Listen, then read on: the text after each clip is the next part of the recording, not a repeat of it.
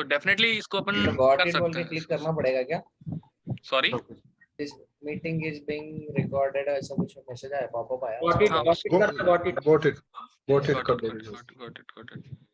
तो चलो आप स्टार्ट करते हैं। सर आप सिखाएंगे क्या फिर फायरबेस से कैसे नोटिफिकेशन भेजना? तो हाँ, कोर्स कंटेंट देखो तो इसमें सारा कुछ है यार। सारा कुछ है उसमें, बट टाइम लगेगा उसको। Okay okay sir. चलो अब यहाँ पे बात करते थैंक यू हैं। सर। आज बात, कोई बात। हाँ, तो आज अपन बात करने वाले हैं बहुत इंपॉर्टेंट कॉन्सेप्ट। भाई बाकी लोग है ना, माइक ऑफ कर लो यार। म्यूट कर लो यार बाकी। हाँ, बोलना जब जब ऑन कर लेगा।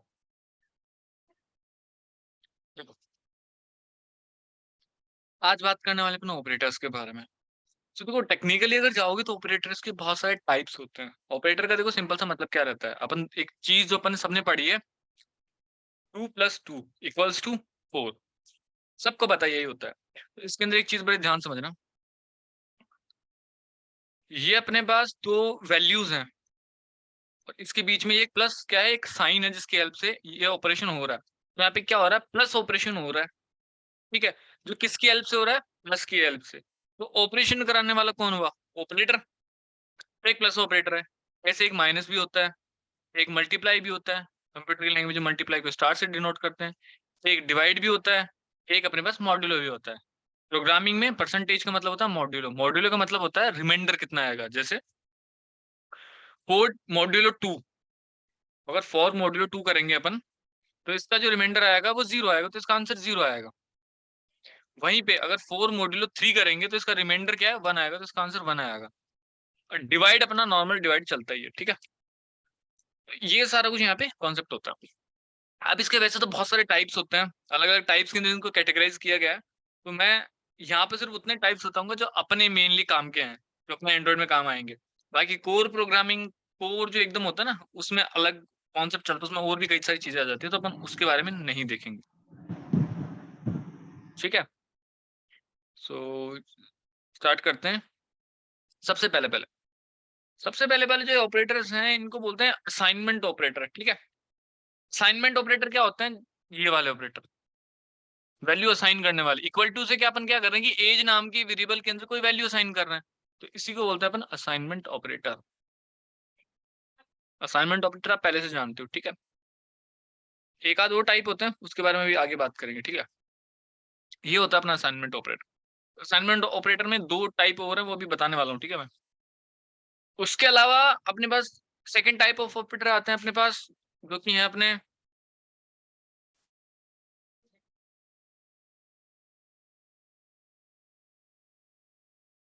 नोट्स, तो आप बना लेना ना।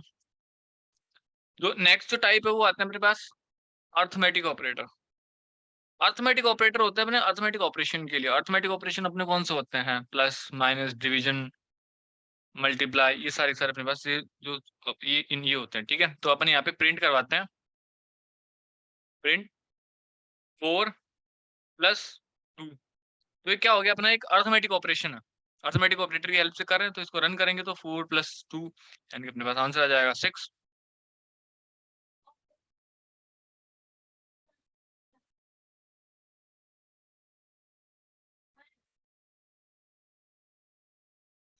तो नीचे एक एरर है, पहले इसको कमेंट कर देते हैं क्योंकि ये ऐसे बताने के लिए मैंने किया था।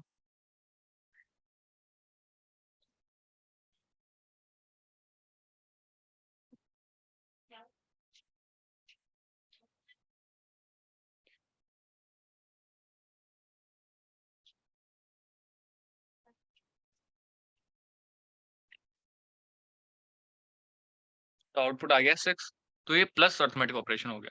माइनस आप जानते हो, मल्टीप्लाई आप जानते हो, तो वो दोनों आप कर लेना। मैं थोड़ा इंपॉर्टेंट की तरफ चलता हूँ, ये वाला 4/2 क्या आंसर आएगा।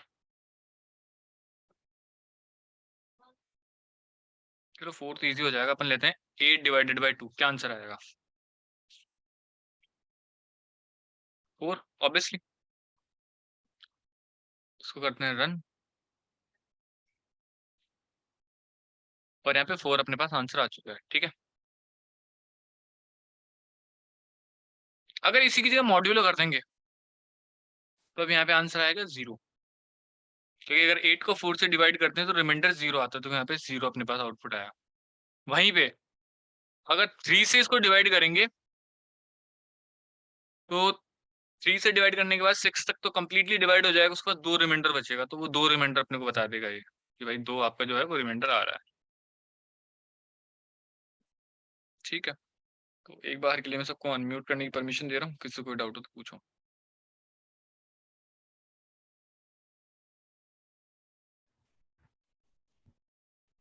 ऑल वो सेट।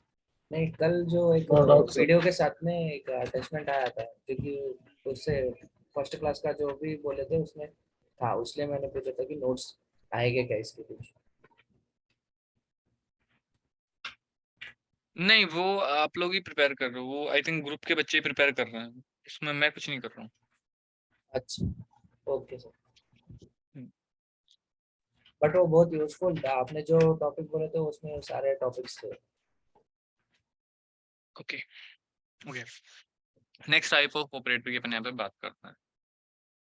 तो नेक्स्ट टाइप जो अपने पास आता है ऑपरेटर, वो अपने पास आते हैं,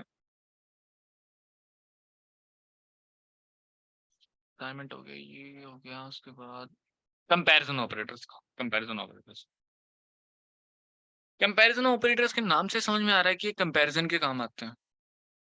कंपैरिजन किस तरीके के हो सकते हैं? कोई किससे छोटा है, कोई किसी से बड़ा है, या कोई किसी से छोटा है या उसके बराबर है, कोई किसी से बड़ा है या उसके बराबर है। ठीक है, तो वही सारे अपन यहाँ पे करने वाले हैं। तो मेरे को एक बात बताओ, चैट में लिख देना कि कोई किसी से छोटा है या फिर बड़ा है, इसका आंसर क्या आना चाहिए? इसका आंसर यस या नो में आएगा ना? राइट? हाँ, या तो ये छोटा है या फिर बड़ा है, तो इसका आंसर क्या आएगा? ट्रू फॉल्स आएगा। अब जो चीज अपन पढ़ेंगे उसका आंसर आएगा ट्रू फॉल्स। तो ये बात का ध्यान रखना। तो यहाँ पे एक चीज प्रिंट करवाते हैं अपन, क्या 4 बड़ा है 5 से? तो इसको रन करेंगे ना, तो यहाँ पे अपने को बताया कि हाँ ये बात गलत है, यहाँ पे फॉल्स है, नहीं ऐसा नहीं होता। क्या 4 डबल इक्वल टू एक होता है? इससे दोनों की इक्वालिटी चेक होती है कि क्या दोनों ही इक्वल है। तो ये दोनों इक्वल भी नहीं है, तो अब भी फॉल्स आएगा। नहीं, दोनों इक्वल नहीं है। क्या 4 या तो बड़ा हो या फिर बराबर हो? तो ये भी फॉल्स है, ना 4 ना तो 5 के बराबर है ना बड़ा है।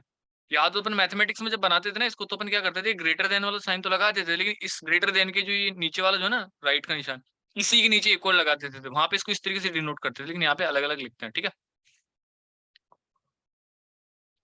लेकिन मैं बोल दूं कि क्या 4 छोटा है 5 से, तो हाँ ये बात सच है, तो इसका आंसर आएगा हाँ ये सही है भाई।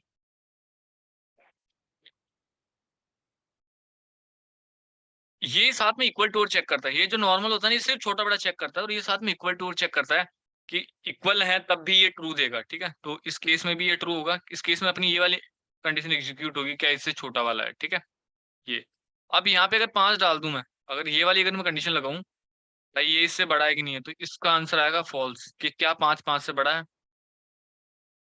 नहीं, 5 5 से बड़ा नहीं है, तो 5 5 के क्या इक्वल है, तो उस केस में अपने यहाँ पे या तो छोटा बड़ा है, फिर इक्वल टू का वाला और लगा देते हैं कि दोनों चीज चेक कर, तो इस केस में ट्रू आएगा।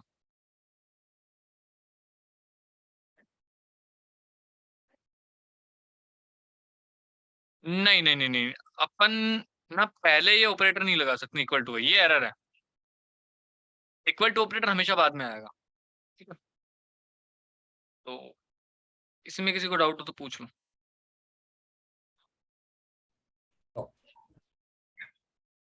Clear sir. ऑल सेट, चलो आगे बढ़ते हैं। इसके बाद कौन से ऑपरेटर आते हैं?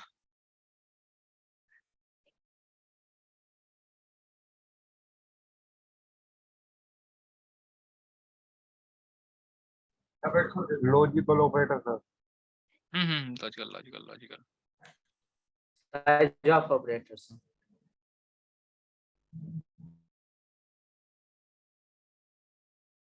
अच्छा, एक चीज और देखते हैं, अब यहाँ पे अपने पास ये आ चुका है ना एक और तरीका, एक चीज जो बता रहा हूँ उसको ध्यान से समझना। क्या होता है यहाँ पे, जैसे where a इक्वल्स टू 4 है, तो ये असाइनमेंट ऑपरेटर लग गया। तो a के अंदर मैं क्या कर रहा हूँ, a प्लस 2 कर रहा हूँ। a के अंदर जो पुरानी a की वैल्यू है वो, उसके अंदर 2 और जोड़ो और a के अंदर डाल दो। ध्यान रखना, अपन जब नॉर्मल कोड लिखते हैं ना, मतलब नॉर्मल जब अपन पेन एंड पेपर पे करते हैं, तो उसमें अपन क्या करते हैं कि इस साइड अपन एक्सप्रेशन लिखते हैं, इस साइड उसका रिजल्ट लिखते हैं। ठीक है, मतलब अपन लिखते हैं 2 + 2 या 2 + 3 = 4, अपन ऐसे लिखते हैं।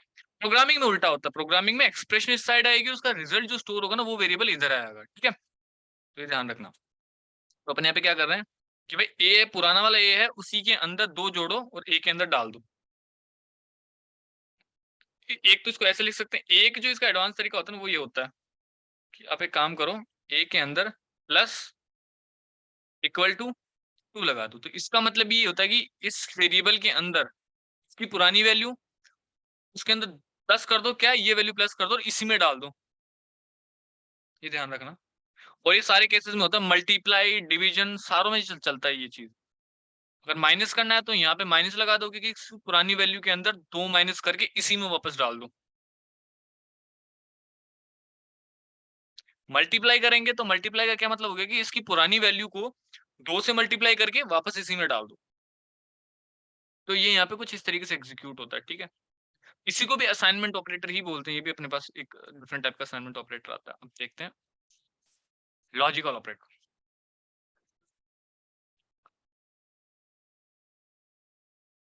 लॉजिकल ऑपरेटर में सबसे पहले मैं तुम्हें जो ऑपरेटर पढ़ा रहा हूँ वो है नॉट।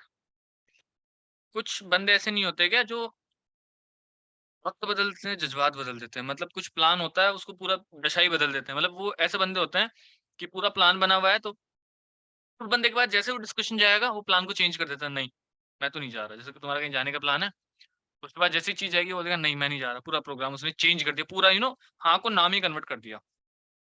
तो वही बंदा जब उसका मूड होता है, नहीं भाई चल चल चल, तो ना थी तो उसको हाँ में कन्वर्ट कर दिया। तो यही नोट ऑपरेटर अपने पास होता है। नोट ऑपरेटर वही बंदा अपने पास।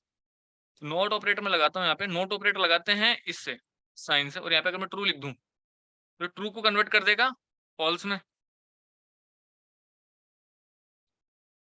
फॉल्स में ये नीचे वाला फॉल्स है। ठीक है, ऊपर वाला मैं कोड कमेंट कर देता हूँ।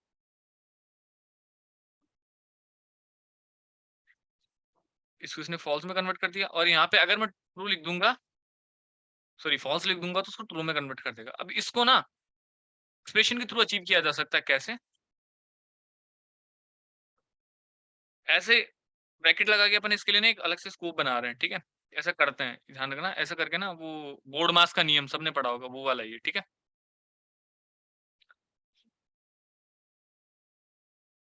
4 ग्रेटर देन 5। तो 4 ग्रेटर देन 5 क्या होता है? फॉल्स होता है ना, ये तो नहीं होता ऐसा। लेकिन बाहर इसके क्या लगा हुआ है? नोट लगा हुआ है। तो इसका आंसर अपने पास फॉल्स आएगा, ये इसको ट्रू में कन्वर्ट कर देगा। तो ये हाँ को ना में मतलब ना वक्त जज्बात सारे बदल देता है। इसमें किसी को डाउट हो तो एक बार पूछ लो।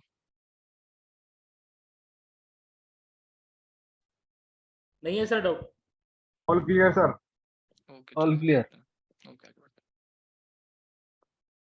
हैं। नेक्स्ट अपने पास ऑपरेटर आते हैं, वो आते हैं एंड और दो ऑपरेटर हैं ये। देखो, हिंदी और इंग्लिश में कंपैरिजन करने जाओगे तो हमेशा तुम कंफ्यूज हो जाओगे। ठीक है, तो इनको थोड़ा इंग्लिश में ही समझना है। इसका एंड और का लोग बताते तो हैं हिंदी में करके, लेकिन वो हिंदी वाला थोड़ा कंफ्यूज हो जाता है एक बिगिनर के लिए। देखो, हिंदी में अपन बोलते हैं ये और ये और ये और ये सारी चीज होनी चाहिए। इंग्लिश में और का मतलब कुछ और हो जाता है। ठीक है, इसलिए तो और का मतलब यहाँ पे हो जाता है कि दोनों में से कुछ भी चलेगा मेरे को। और अपने को ट्रू कब देगा? जब दोनों में से कोई सी भी चीज ट्रू हो। मतलब जैसे लगाते हैं यहाँ पे, प्रिंट अपन ने फंक्शन लगाया और यहाँ पे 3 ग्रेटर देन 4। और को लगाने के लिए पाइप कैरेक्टर से अपन लगाते हैं, ये आपके मिलते हैं, आपको एंटर की के ऊपर मिलते हैं। ठीक है, 5 ग्रेटर देन 6। ये दोनों कंडीशन क्या है? फॉल्स है, तो ये अपने को आउटपुट देगा फॉल्स। ठीक है, लेकिन अगर दोनों में से एक भी कंडीशन अगर ट्रू हो गई तो ये दे देगा ट्रू। एक सेकंड रुकना यार, एक सेकंड ना, मेरे पास कॉल आ रहा है, एक सेकंड।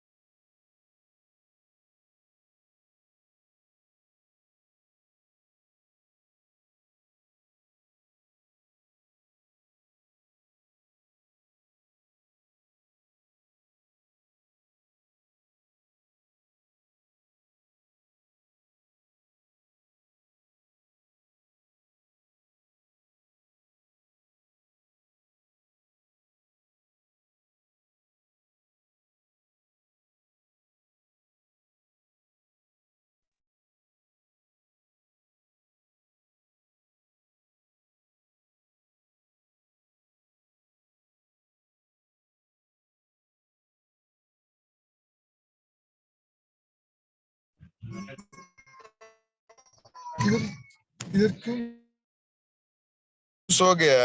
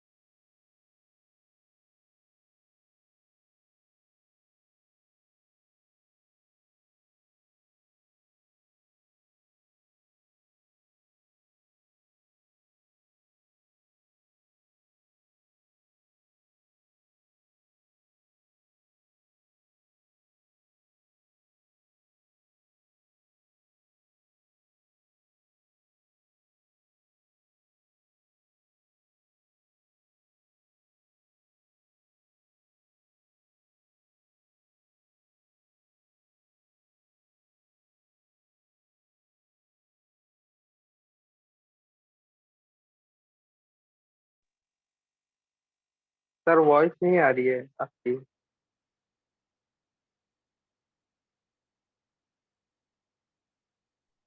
आते हैं सर।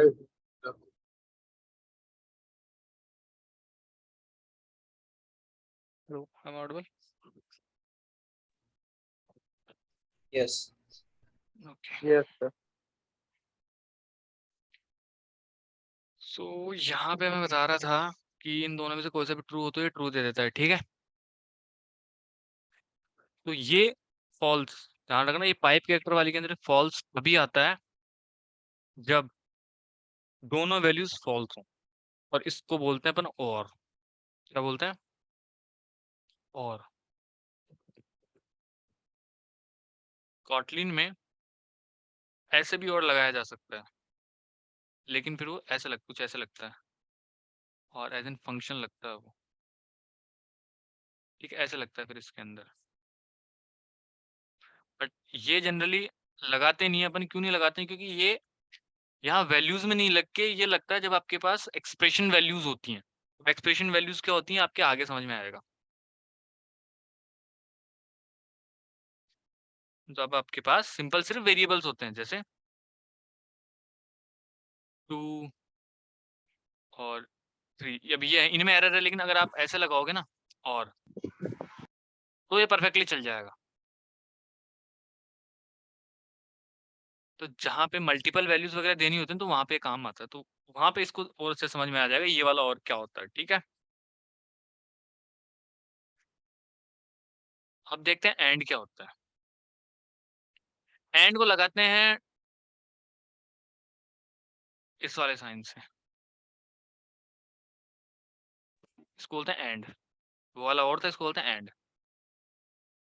एंड क्या बोलता है कि दोनों कंडीशन ट्रू होनी चाहिए, मैं तभी ट्रू दूंगा। दोनों में से अगर एक भी फॉल्स हुई तो मैं फॉल्स दूंगा। तो यहाँ पे अपने पास ये कंडीशन सेटिस्फाई हो रही है, लेकिन ये वाली ब्रेक हो रही है, तो इसने फॉल्स दे दिया। तो ये दोनों को चेक करके चलता है कि दोनों ट्रू होनी चाहिए।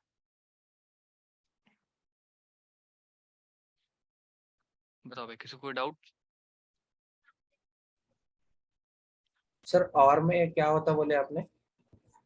और के अंदर दोनों में से अगर एक भी ट्रू हो गया ना तो चल जाएगा, वो तो ट्रू देगा वो। ओ आर वाला और बता दो सर एक बार फिर से। कौन सा वाला?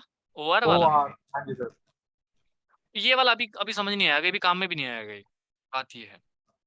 ओके ओके सर, जब ये ये बाद में करवाओगे जब ये आएगा। हाँ हाँ, तब तो आएगा ना। अभी क्या बताओ, इसमें क्या होता है कि जैसे मान लो अगर आपको किसी इक्वेशन में मल्टीपल वैल्यूज पास करनी होती है, तो अभी ये समझ में ही नहीं आएगा मैं क्या बोल रहा हूँ, इसलिए मैं नहीं बता रहा। जब आपको किसी जगह पे मल्टीपल चीजें पास करनी होती है तब अपन भेजते हैं।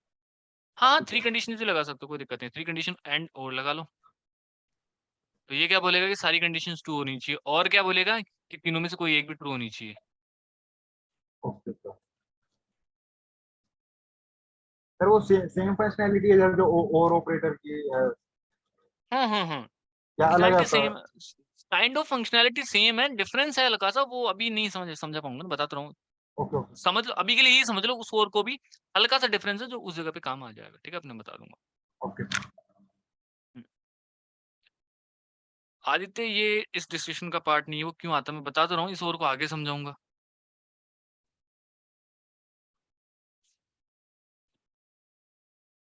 ओके, और उसके बाद अब अपने पास बचे हैं, कौन सा ऑपरेटर बच गया?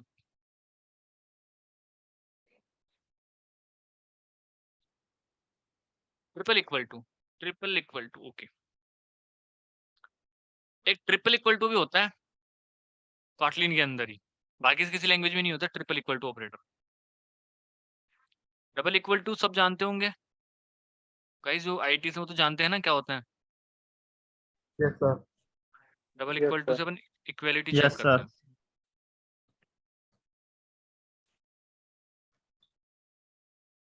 हाँ होता है। प्रिंसिप क्या होता है, मतलब किस बारे में बात करती है, थोड़ा एक बार बताओगे? एग्जैक्ट मैच के लिए यूज करते हैं एपेक्स में इसको, बस सारे प्रोग्रामिंग लैंग्वेज में एग्जैक्ट मैच के लिए यूज करते हैं ना ट्रिपल इक्वल टू को। हाँ, let's say exact match. For example capital S and small S are not equal in triple equal to case. या वो तो वो एग्जैक्ट मैच जिसको जो बोलते हैं, मैं समझ गया। ये मैं बता रहा था, देखो सिंपल सा अभी अगर इसका बताऊं ना मैं, तो ये अपने यहाँ इसका यहाँ पे कोई लेना देना नहीं है ट्रिपल इक्वल टू का। यहाँ पे आप बताओगे देखोगे कोई ज्यादा सेंस नहीं निकलेगा इसका। एग्जैक्ट मतलब जो एग्जैक्ट जो यूज आता है वो आता है जब आप ऑब्जेक्ट ओरिएंटेड प्रोग्रामिंग पढ़ते हो। तो मेरे हिसाब से कुछ लोगों ने, अब ऑब्जेक्ट ओरिएंटेड प्रोग्रामिंग क्या होता है नॉन आईटी वालों को नहीं ध्यान देना है, जो आईटी वालों को पता होगा, स्पेशली जो जावा के बैकग्राउंड से हैं उनको सबको पता होगा ना, स्ट्रिंग को जब न्यू से इनिशियलाइज करते हैं तब कुछ और होता है वो आ, कुछ होता है स्ट्रिंग बफर करके होता है जावा में, एक बीमारी सुनी होगी सबने स्ट्रिंग के केस के अंदर। हाँ सर, हाँ सर। तो पाइथन के अंदर जो काम करते हैं उनको पता होगा कि एक एज इज करके ऑपरेटर होता है। हाँ सर। तो ये उसी चीज के काम आता है रेफरेंस चेक करने के लिए कि क्या ये दोनों सेम रेफरेंस को बता रहे हैं क्या। तो इस ट्रिपल इक्वल टू को अपन वहां पे पढ़ेंगे, ठीक है। Okay sir. हाँ तो ये ओके सर। रेफरेंस, एक ये रेफरेंस वाला होता है, ठीक है। अब एक और ऑपरेटर आगे होता है चलिए अपने, सर।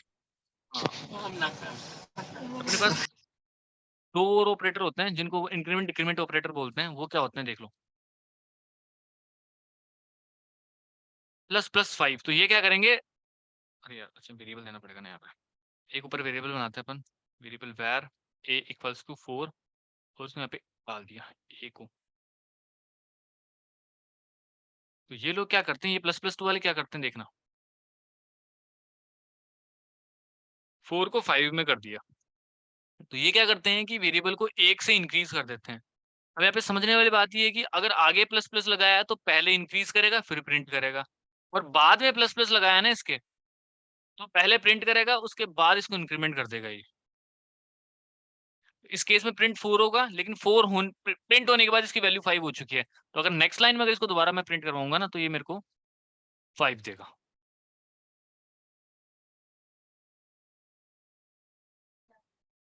तो नेक्स्ट लाइन में को 5 देगा। इसी तरीके से इसमें डिक्रीमेंट भी होता है माइनस माइनस, ठीक है।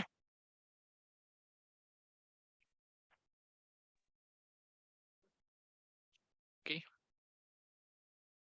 अब अपन पढ़ते हैं स्ट्रिंग के बारे में, थोड़ा बहुत कुछ और चीजें वो पढ़ते हैं। देखो एक चीज तुम लोगों को समझ में आएगी कि अपन प्रिंट फंक्शन के अंदर हमेशा एक स्ट्रिंग डालते हैं, डबल कोट में जो वैल्यू डालते हैं वो स्ट्रिंग ही तो होती है। तो प्रिंट फंक्शन क्या प्रिंट करता है, एक स्ट्रिंग को प्रिंट करता है। जैसे मान लो hi this is me and my age is, अब मैं क्या करूं, पहले जब मेरे को जैसे मान लो मेरी एक ऊपर एज नाम का वेरिएबल है, वेयर एज इक्वल टू 23।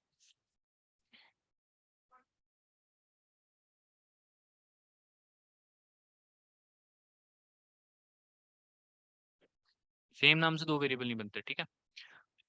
अब मेरे को क्या करना है कि इस स्ट्रिंग के साथ साथ यहीं पे मेरे को मेरी एज प्रिंट करवाना है। तो एक तरीका तो क्या है कि मैं यहाँ पे प्रिंट यूज करूँ और नेक्स्ट लाइन में जाऊँ और एक और प्रिंट लगाऊं और मेरी एज को मैं प्रिंट कर दूं। उस केस में मेरे को देखो किस तरीके से प्रिंट मिलेगा, मेरे को मिलेगा हाय दिस इज, मतलब मेरी एज इस तरीके से प्रिंट करके मिलेगा। बट ऐसा ना करके अगर अपने को सेम लाइन में करना तो अपने यहाँ पे लगाएंगे प्लस और यहाँ पे एज लिख देंगे। अभी मेरी एज को प्रिंट करके दे देगा। उसके बाद अगर वापस से मेरे को कोई लाइन लिखनी है तो प्लस लगाया, वो लाइन लिखना चालू कर दी, ठीक है। कॉटलिन में इसका ये करने का एक और एडवांस तरीका होता है। वो क्या होता है, आप यहाँ पे स्ट्रिंग के बीच में डॉलर लगाओ और वेरिएबल का नाम लिख दो, तो वो सेम एज इट इज आपको प्रिंट करके दे देगा। और उसके बाद आप चाहो तो इस एज के बाद वापस अपना कोई स्टेटमेंट रखना कंटिन्यू कर सकते हो। जैसे एक सिंपल बताता हूँ, एक और चीज कुछ करके, println the add of 3 and 4 is $3 plus 4। ऐसे नहीं काम करेगा अब यहाँ पे ये। या तो इसको वेरिएबल में डाल दो तो भी नहीं काम करेगा। तो उसका तरीका क्या होता है, यहाँ पे कुछ इस तरीके से लिखते हैं इनको, फिर कर्ली ब्रैकेट लगा देते हैं। जब एक से दो वेरिएबल हो जाते हैं तभी यहाँ पे कर्ली ब्रैकेट लगाते हैं अपन, ठीक है। उसके बाद अपने को ये ऐसे करके प्रिंट करके दे देता है। जब अपने को यहाँ पे कोई एक्सप्रेशन भी इवोल्यूट करवानी होती है तब अपन को इसको कुछ इस तरीके से यहाँ पे देते हैं। तो आई थिंक ये क्लियर है। Yes sir. ओके, अब आगे बढ़ते हैं। ध्यान रखना, दो स्ट्रिंग इक्वल है या नहीं है, इसको कभी भी चेक करने के लिए डबल इक्वल टू मत यूज करना। स्ट्रिंग्स को इक्वल करने के लिए अपने एक फंक्शन होता है, उसको यूज करते हैं। वो फंक्शन होता है डॉट इक्वल। क्या होता है डॉट इक्वल? दिखा देता हूँ। where नेम इक्वल टू विशाल मेरा नाम है, यहाँ पे मैं लिखूंगा नेम डॉट इक्वल, और इस इक्वल के अंदर मैं दूसरी स्ट्रिंग दूंगा जिससे मैं इसको चेक करना चाहता हूँ इक्वल है कि नहीं है। ठीक है, तो इसका वेरिएबल भी दे सकता हूँ मैं, और ऊपर से यहाँ पे टेक्स्ट भी यहाँ पे डायरेक्ट दे सकता हूँ। मान लो मैंने बी लिख दिया तो इसकी इक्वल नहीं है तो मेरे को ये फॉल्स देगा। तो उसने फॉल्स प्रिंट कर दिया। अब मैं विशाल लिख दूं तो फिर मेरे को ट्रू देगा। इसको कैपिटल में कर दूंगा मैं, तब आई थिंक ये फॉल्स देगा। तब फॉल्स दे दिया इसने। ठीक है, लेकिन अगर वहीं पे मैं अगर इसको चेक करवाता इक्वल टू से कि भैया क्या है इसके इक्वल है कि नहीं है ये,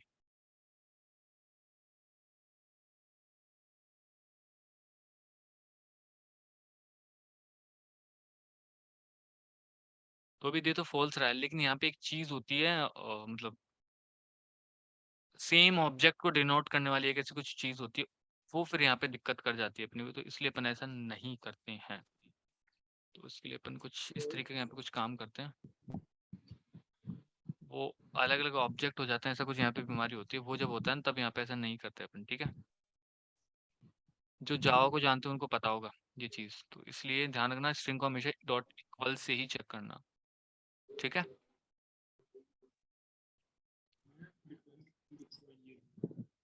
आई थिंक ओके सर। आगे बढ़ते हैं अब।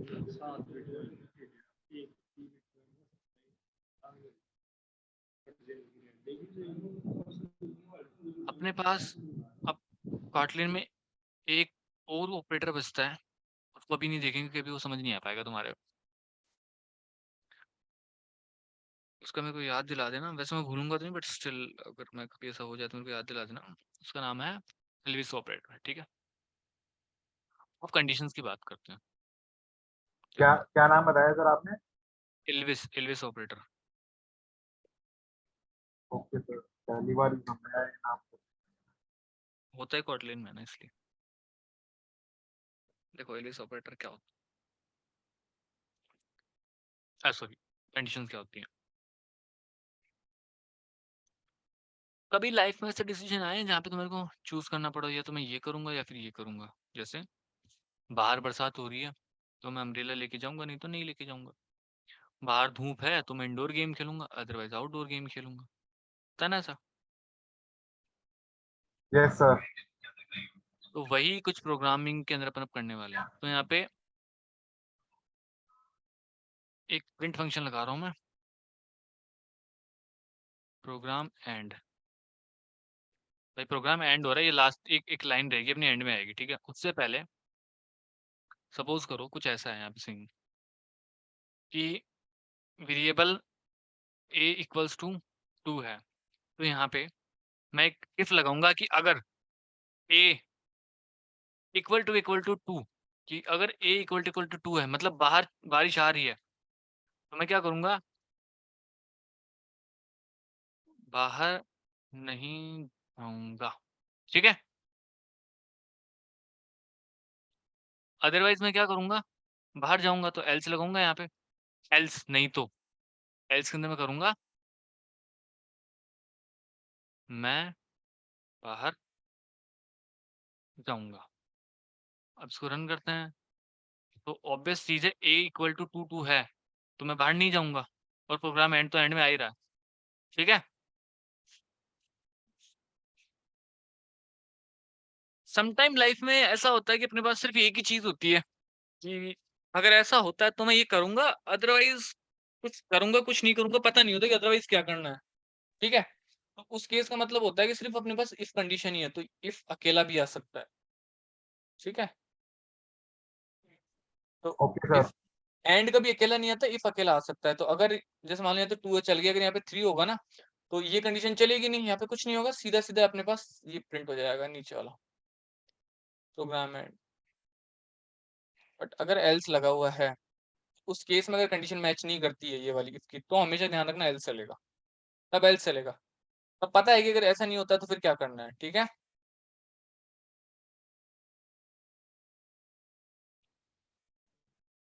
Okay sir. अब थोड़ा सा ना इसको टफ करते हैं। टफ करते हैं मतलब हो सकता है ना कि कोई कंडीशन मैच होए उसके बाद कुछ और चीजें होती है। जैसे मान लो मैं क्या करता हूँ, इसको कर देता हूँ, ध्यान रखना यहाँ पे हमेशा ट्रू फॉल्स वैल्यू जाती है। इफ कंडीशन की तो हमेशा ट्रू फॉल्स वैल्यू जाती है, ट्रू होती है। अगर ये कंडीशन ट्रू में इवोल्यूट होती है तो ये चलता है, अदरवाइज एल्स वाला ब्लॉक चलता है, ठीक है।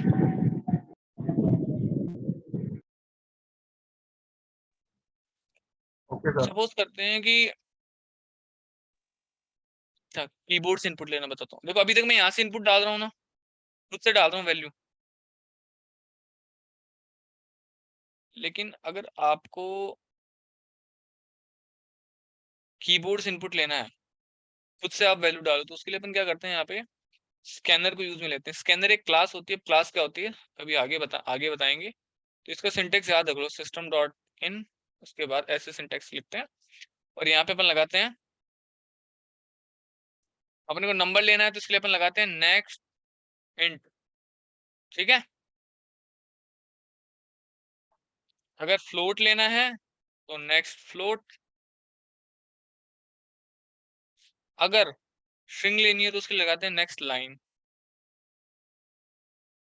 तो अपने को यहाँ पे क्या लेना है, नंबर लेना है, तो अपन यहाँ पे लगाएंगे नेक्स्ट इंट, ठीक है। अभी यहाँ पे क्या करने वाले अपन करते हैं, इसको एक छोटा सा प्रोग्राम बनाते हैं। देखो अगर बंदे की एज, सुनना आप, अगर बंदा 18 से नीचे 16 से नीचे है तो वो किसी चीज के लिए एलिजिबल नहीं है। 16 से ऊपर है और 18 से छोटा है, मतलब 16 और 18 के बीच में है, तब वो सिर्फ स्कूटी के लाइसेंस के लिए एलिजिबल है। अगर वो 18 से ऊपर है तो उसके बाद वो क्या है कि बाइक के लिए एलिजिबल है, कार के लिए एलिजिबल है, मतलब उस केस में सबके लिए एलिजिबल है एक्सेप्ट कॉमर्शियल व्हीकल। सबको पता होगा कॉमर्शियल व्हीकल के लिए जो मिनिमम एज है वो 20 ईयर्स है, ठीक है। कॉमर्शियल व्हीकल ट्रक होता है सिंपली, अगर बहुत जनरल टर्म से बताऊं तो ये उसकी एज होगी। उसके बाद अगर उस बंदे की एज 55 से ऊपर है तो फिर अपन उसको बोलेंगे भाई तो मेडिकल चेकअप करा, तो चला सकता है कि नहीं चला सकता है। और अगर उसकी एज 70 से अबव हो जाए तो फिर वो कोई सा ही नहीं चला सकता। तो यहाँ पे बहुत सारे इफ एंड बट्स आ गए ना,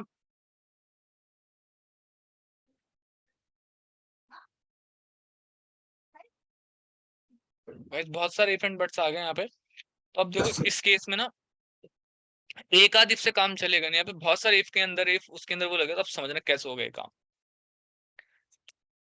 सबसे पहले इस पूरे के पूरे कॉम्प्लेक्स का जो सिनेरियो इसको ब्रेक डाउन करो, सबसे सिंपलेस्ट चीज निकालो। सबसे सिंपलेस्ट चीज क्या है कि अगर 16 से नीचे है किसी चीज के लिए एलिजिबल नहीं है, कहाँ जा भाई तू घर जाते रहे, ठीक है। यहाँ पे अपन क्या करते हैं कि एक कीबोर्ड से इनपुट लेंगे, यहाँ पे कर लेते हैं वेयर एज, इसको भी पहले एक प्रिंट फंक्शन लगाओ, प्रिंट एंटर योर एज, ताकि अपने को कीबोर्ड में पता चले कि अपने को एज एंटर करनी है, ठीक है। और प्रिंट एलन नहीं लगेगा, सिर्फ प्रिंट ही यूज करेंगे, प्रिंट एलन से नेक्स्ट लाइन में चला जाता है इसलिए। फिर यहाँ पे क्या करेंगे, वेयर एज नाम से वेरिएबल बनाएंगे, वेयर एज। और एज के लिए मैंने जैसे बताया कि स्कैनर को यूज करते हैं। अभी स्कैनर क्या होता है आगे समझ में आएगा अच्छे से, अभी तो थोड़ा ऐसे समझ में आएगा। इसका सिंटेक्स ये होता है, बस ये याद रख लेना, ठीक है। स्कैनर के अंदर सिस्टम डॉट इन लिखते हैं, उसके बाद अपन यहाँ पे लगा देंगे next line, sorry next and अपने को। एक्सक्यूज मी सर, हाँ बताओ। सॉरी टू इंटरप्ट, लेकिन एक वीडियो में देखा था सर के, तो उन्होंने रीड लाइन करके यूज किया था, रीड हाँ line double exclamated dot to int. तो हम्म। मतलब ये दो टाइप्स होता है क्या? रीड लाइन यार कंसोल के थ्रू काम में लेने काम में आता है, और उसको यूज करना मैं रिकमेंड नहीं करता हूँ, क्योंकि वो सिर्फ कीबोर्ड इनपुट के काम आता है, स्कैनर और भी कई चीजों के काम आता है। ओके, मतलब स्टैंडर्ड मेथड स्कैनर है।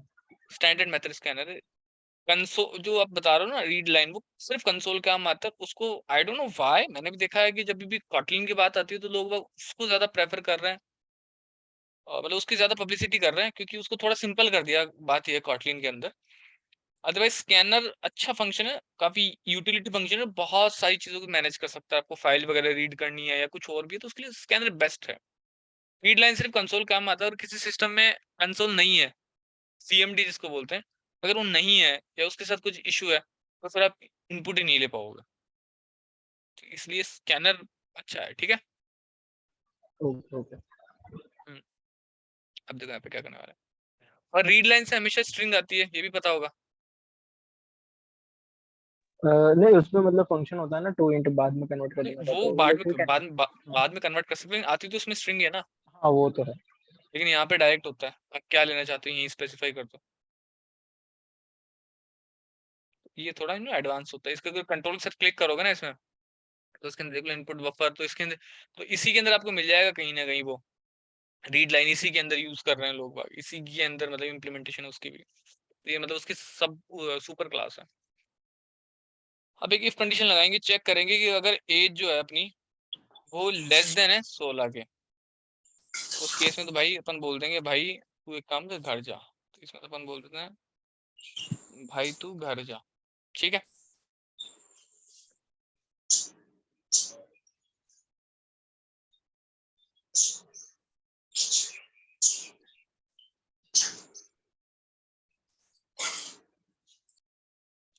अब बात आती है यहाँ पे एल्स में।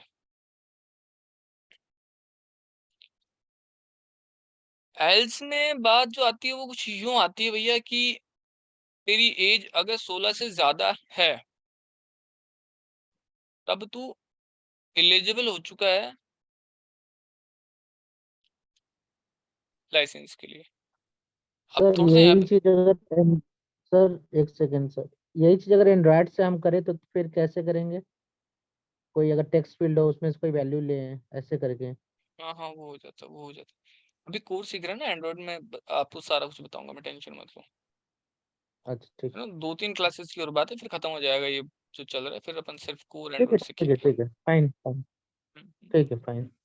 तो अभी यहाँ पे टेक्निकली अगर तुम देखोगे तो इस कंडीशन में हल्की सी मिस्टेक दिखेगी।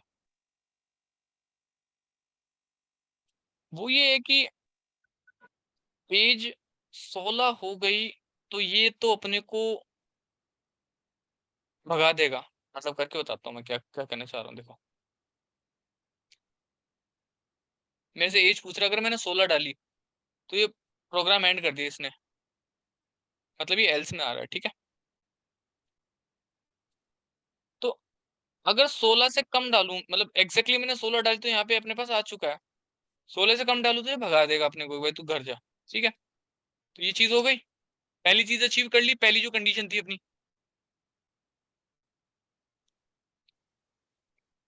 हेलो, कोई एक आध बंदा ना बोलता रहे तो थोड़ा मेरे को पता चलता है मेरी आवाज आ रही कि नहीं आ रही। सर जी सर। हाँ यस सर। अब नेक्स्ट कंडीशन पे आता है। नेक्स्ट कंडीशन क्या है कि अगर ये नहीं तो ये, तो मतलब इफ तो एल्स में आ गए। अब की अगर इफ अगर बंदा 16 से ऊपर है तब अपने क्या करना है, तब चेक करना है कि बंदे की एज 18 से क्या कम है कि नहीं है। तो 16 ऊपर चेक हो चुका है, पहली बात ध्यान रखना कि 16 तो ऊपर चेक हो चुका है, अब 16 को चेक करने की जरूरत नहीं है, अपन सिर्फ चेक करेंगे कि क्या एज लेस देन है 18। अगर लेस देन 18 है तो इसका मतलब क्या होता है कि बाइक के लिए नहीं हो, सिर्फ स्कूटी के लिए है। तो अपन उसको बोलेंगे भाई तू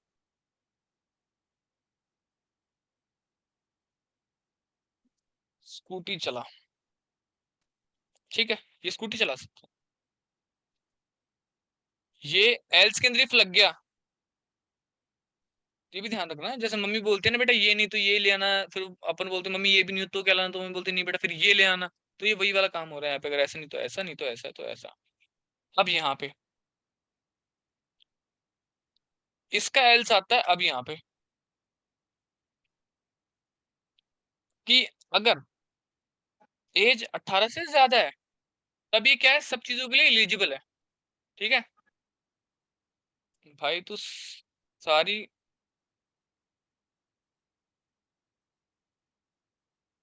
गाड़ियां चला सकता है। ठीक है, अब इसको रन करते हैं। तो अगर बंदे की एज 17 है तो भाई तो स्कूटी चला सकता है। अगर 15 है यानी 14 है तो तू घर जा, मतलब कम डाल रहा हूँ तो मुझसे। ठीक है, वापस इसको रन करते हैं। अगर बंदे की एज 18 है तो वो तो सारी गाड़ियां चला सकता है। और अगर 18 से ऊपर की कोई वैल्यू है, 45 है, तो भी तू भाई सारी गाड़ियां चला सकता है। ठीक है, हाँ sir. Yes sir, yes sir. Yes sir. Basic basic अब यहाँ पे बेसिक बेसिक अपनी जो सारी कंडीशन है वो कवर हो चुकी है। ठीक है, इसके अंदर अगर इसको अगर समझने में दिक्कत है तो पेन एंड पेपर लेके बैठना, इसको ड्रॉ कर करके समझना। अगर ऐसा नहीं तो ऐसा है तो इसमें बात बनेंगे तुम्हारे पास, ऐसा नहीं तो ऐसा, नहीं तो फिर ऐसा, नहीं तो फिर ऐसा। ठीक है, ऐसा। अब आगे बात करते हैं। एक और अपने पास कंडीशन थी, वो थी कि अगर बंदे की एज 20 से ज्यादा है तब वो कॉमर्शियल व्हीकल भी चला सकता है ना। Yes sir. तो अब समझो मेरी बात को, तो वो कहाँ चेक करेंगे, वो यहाँ पे चेक करेंगे अपन। तो यहाँ पे सारी गाड़ियां नहीं चला सकता अभी ये, उससे पहले एक कंडीशन लगेगी कि इफ क्या एज छोटी है 20 से, क्योंकि 18 से ऊपर तो यहाँ पे चेक हो गया ना। जी तो सर। क्या एज 20 से छोटी है, अगर हाँ है तो अपन इसको बोल देंगे भाई तू पर्सनल कोई भी गाड़ी चला सकता है।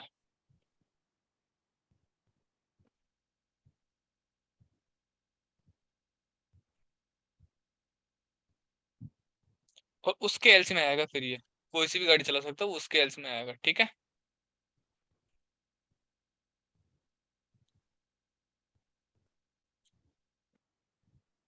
एक और कंडीशन कवर होगी। अगर मैं 19 डाल दूं तब मैं कोई सी पर्सनल गाड़ी चला सकता हूँ। 20 से ज्यादा यानी कि अगर 21 का हूं मैं, मतलब 22 का हूं, तो फिर तो मैं सारी गाड़ी चला सकता हूँ। ठीक है, यस सर। अब देखो, डू यू रिमेम्बर मैंने एक और चीज कही थी, अगर बंदे की एज कितनी बताई थी मैंने, किससे ज्यादा हो तो घर जा। 16। 70 से ज्यादा बताया, 70 बताया, 70 से ज्यादा तो भाई तो गाड़ी नहीं चला 70 सकता। तो उसको अपन क्या करेंगे, यहाँ पे चेक करेंगे एज या तो 16 से कम है या फिर 70 से ज्यादा है। तो 70 से ज्यादा या फिर के लिए क्या क्या क्या क्या काम आएगा दोनों में से, और और और एज अगर ज्यादा है 70 से या 70 की इक्वल है तो भाई तू घर जा, तू कोई गाड़ी नहीं चला सकता। अगर मैं यहाँ पे 70 डाल दूं तो बोल भाई तू घर जा, तू कोई सी गाड़ी नहीं चला सकता। ऑलमोस्ट ऑलमोस्ट अपनी सारी कंडीशन आ गई। Yes sir. Yes sir. अब एक कंडीशन बची है, बताओ कौन सी। एक और चीज, अगर कोड फॉर्मेट करना हो ना तो कंट्रोल ऑल्ट और एल दबाओगे तो अपना कोड फॉर्मेट हो जाएगा। फॉर्मेट का मतलब होता है, मतलब है ना, थोड़ा अच्छे तरीके से ऑटोमेटिक लिख जाएगा। अब एक और कंडीशन थी, बताओ कौन सी है वो। क्या बोले सर आपने? Control alt L.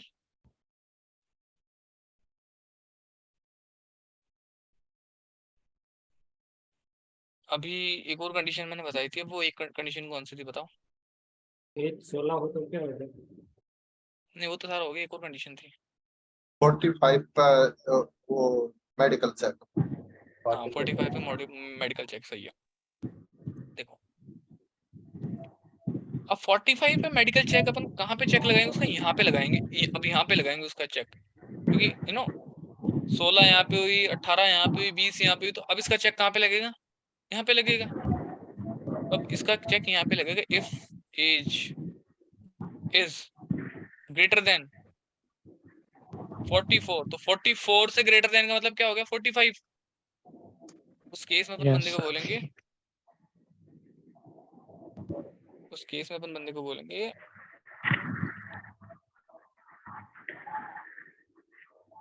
Medical checkup is required. ठीक है, मेडिकल चेकअप इज रिक्वायर्ड। और अगर समझना एज जो है वो 20 से ज्यादा है और 40 ये वाली 44 से कम है, तो फिर ऑटोमेटिकली ये वाली चलेगी। ठीक है, तो अब अपना पूरा पूरा ये एकदम अच्छे से परफेक्ट बन चुका है। अगर 45 अपने डाल दी तो मेडिकल चेकअप इज रिक्वायर्ड, 44 तक डाली तो भाई तू सारी गाड़ी चला सकता है। ठीक है, अब इसको और भी इसमें कई चीजें करी जा सकती है कि साथ में तुम एंड कंडीशन लगा लो, साथ में और कंडीशन लगा लो, तो वो सारे के सारे काम आप कर सकते हो। ठीक है, ओके सर। सो सर ये कोई भी कंसोल एक बार कंसोल मिनिमाइज कर देना, स्क्रीन ये प्रोग्राम का स्क्रीनशॉट ले सकते हैं। मैं यार प्रोग्राम ही भेज दूंगा, ओके श्योर। मैं अभी भेज देता हूँ यार।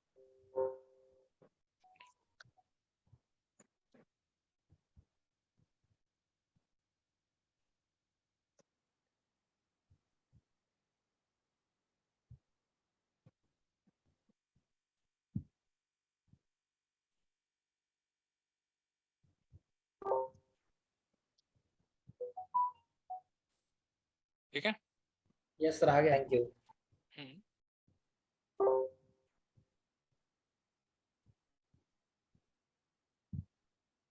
अब अपन देखने वाले हैं, देखो कोई भी मेरे को एक बंदा आप में से आप में से बता दो कि सर इसमें एलिफ नहीं होता है, वो भी होता है भाई, वो भी होता है। कोई भी एक बंदा मेरे को बता दो जो इफ एल्स के बहुत सारे टेस्ट के जो प्रोग्राम है वो ग्रुप में पोस्ट कर देगा 5 to 10 तक के, सब लोग एक बार प्रैक्टिस के लिए। कोई मुझे बता दो वो कर देगा। सर क्वेश्चन फिर से रिपीट करो ना। मतलब इसके इफ एल्स के 5 to 10 प्रोग्राम कोई भी ग्रुप में पोस्ट कर देगा बनाने के लिए, अच्छे वाले प्रोग्राम, छोटे मोटे नहीं। कोई भी कर देना है ना। अब देखो आ गया। I didn't do sir. Okay sir.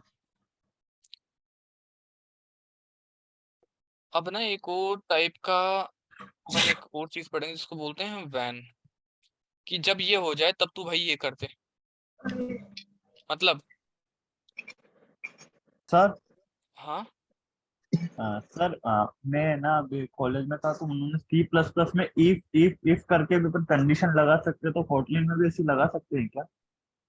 हाँ हाँ, इफ के अंदर भी लगा सकते हो भाई, वो कोई दिक्कत नहीं है कि इफ ऐसा नहीं है तो जैसे ये। कि नहीं सारी इफ के अंदर ही डाल सकते हो और ये कहा बाकी एल से रहने देते हैं। अच्छा, ऐसे इफ ये उसके एक बाद एक कंडीशन और हो गई इफ। वापस। हाँ इफ फिर ऐसे पूरा इफ में बना सकते हैं ना हाँ इसको, बना सकते हो, जैसे बना कि सकते सी हो, में। वो तो बना सकते हैं, वो कोई दिक्कत नहीं है। वैसे बना जाए वो तो कोई दिक्कत नहीं है कि इसके अंदर को सुनो, इस इफ के अंदर कोई कंडीशन चाहिए, कोई फिर इसके अंदर होगी, फिर इसके अंदर होगी, फिर इसके अंदर होगी, फिर इसके अंदर होगी, वो तो चल सकता है। इसको लैडर बोलते हैं ना, इफ की लैडर। Okay ladder sir. तो हो गया ना ये, फिर उसके बाद ये लैडर की तरह नहीं हो गया कि सीढ़ी की तरह। Yes sir. हाँ लेकिन वो अलग अलग। अच्छा एक और चीज जो मैं बताने लग रहा हूँ, अगर इफ और एल्स के अंदर सिर्फ आपको सिंगल लाइन डालनी है, ठीक है, तो ये ब्रैकेट लगाने की जरूरत नहीं होती है। सिंगल लाइन है तो आप इफ के बाद सीधा ऐसा लिख सकते हो। ठीक है, हाँ, जैसे if direct 3 statement greater than 2, तो ये कंडीशन ट्रू, तो आप यहाँ पे डायरेक्ट ये इसके अंदर लगा दोगे ना, लगा सकते हैं। तो ये ऑटोमेटिकली इसके अंदर माना जाएगा। अब एक और चीज यहाँ पे होती है, आप ना कॉटलिन के अंदर ऐसे करके ना इस इफ का जो वो आएगा ना रिजल्ट, उसको डाल सकते हो उसके अंदर, एक वेरिएबल के अंदर क्या इसका रिजल्ट आ रहा है उसको। ठीक है, तो इस केस में एल्स लगाना जरूरी होता है। हाँ, इस केस में एल्स लगाना जरूरी होता है, और वहां पे फिर ऐसे नहीं करवा के आप करोगे ऐसे।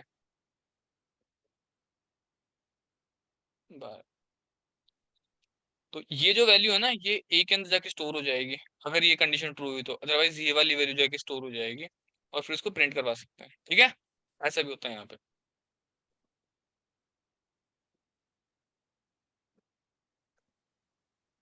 अब आगे बढ़ते हैं, वैन की बात करते हैं।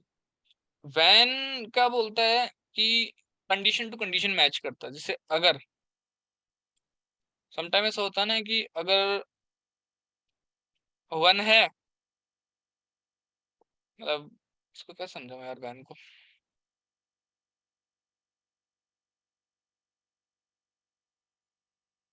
डाइस डाइस का एग्जांपल कर।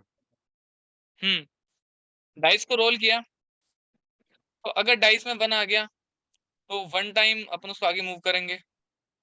रोल किया 2 आ गया तो 2 टाइम मूव करेंगे। तो उसमें क्या होता है कि कंडीशंस होती हैं कि जब वो कुछ एक्शन किया तो उसमें जो कंडीशन आ गई ना, तो वो पर्टिकुलर कंडीशन एग्जीक्यूट हो जाए। जैसे वैन अगर डाइस में 1 आया है तो केस नंबर 1 एग्जीक्यूट हो जाए। तो केस नंबर आपको 1 क्या होता है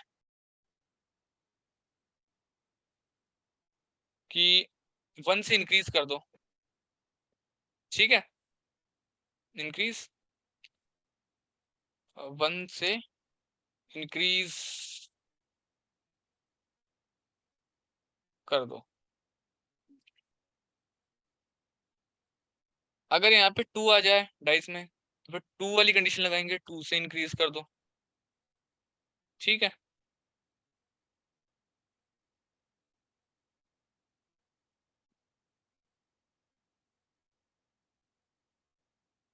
अदरवाइज 3 वाला कंडीशन लगा देंगे, 3 से इंक्रीज कर दो। और एक होता है कि ऐसे तो बहुत कम होता है कि कुछ भी नहीं आया। जैसे कभी गली में जब टॉस करते हैं ना क्रिकेट खेलने की, तो कभी कभी क्या होता है, बहुत कम ऐसा होता है कि उसमें कोई रिजल्ट नहीं निकल पाता है। उस केस में क्या हो, तो उसके लिए अपने यहाँ पे लगाते हैं एल्स, कि अगर कोई सा भी नहीं हो ना तो ये हो जाए। ठीक है, ऐसे लगाते हैं यहाँ पे else। Default like switch case में यूज करते हैं। हाँ, डिफॉल्ट। इसको क्या दिक्कत हो गई अब? अच्छा, एरर एक्सपेक्टेड था इसको भी। ठीक है,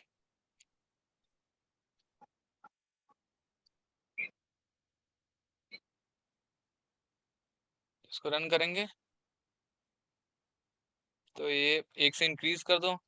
अगर 3 हो गया तो 3 ना 1 है ना 2 से मैच हुआ, वो एल्स में चला जाएगा फिर। ठीक है, यस सर। तो कुछ इस ओके सर, तरीके से यहाँ पे वैन काम करता है। सर ये वाला वैन के प्रोग्राम भी डाल देना। हाँ हाँ, वैन के केस में मैटर ही करता है आप यहाँ पे किस टाइप की वैल्यू दे रहे हो। अगर आप स्ट्रिंग टाइप की वैल्यू दे रहे हो ना, तो फिर आपकी कंडीशन ऐसे नहीं बन के फिर स्ट्रिंग वाली कंडीशन बनेगी ये इस टाइप की। ठीक है, तो वैन में डिपेंड करता है आप यहाँ पे किस टाइप का वो दे रहे हो वेरिएबल, तो उससे जो कंडीशन मैच होगी वो चलेगी। और अगर ये कंडीशन किसी से भी नहीं मिला तो फिर डायरेक्ट एल्स को चला देगा ये। अब यहाँ पे ब्रेक जैसा कुछ नहीं होता है। ठीक है, जो सब लोग वैसा होता है ब्रेक, इसमें नहीं होता है, वो आगे आता है। तो यहाँ पे ब्रेक नहीं चलता है। ठीक है, इस केस के अंदर इसमें सिर्फ जो कंडीशन मैच होती है वही चलती है। ठीक है, यस सर। तो अब तक के पढ़ाई में किसी को डाउट हो तो मुझे बता दो। क्लियर है सर सब। Clear sir, all clear. All clear? Okay sir. Yes sir. Okay, इसके भी क्वेश्चन वगैरह थोड़ा बहुत डाल देना ग्रुप में। ठीक है, ओके सर। अब आगे बढ़ते हैं। ज्यादा फास्ट तो नहीं जा रहा ना? नहीं नहीं सर।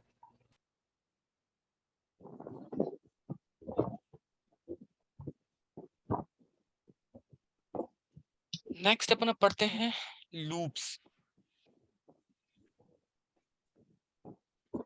कभी कभी लाइफ में ऐसा होता है एक काम ये बार बार करना पड़ता है। सपोज करो मेरे को मेरा नाम है यहाँ पे 10 बार प्रिंट करना है, तो बहुत तगड़ा काम हो जाएगा। मेरे को 10 प्रिंट स्टेटमेंट लगाने पड़ेंगे, राइट? हाँ। लेकिन प्रोग्रामिंग में इसको करने के लिए लूप होती है। लूप क्या करती है कि आप बता देते हो कि इतनी बार इसको घुमाना है, तो उतनी उतनी बार एक लाइन को बार बार चला देती है उतनी बार, ठीक है। जैसे अब एक फोर एक लूप होती है, उसमें बोलते हैं I in range range range range range.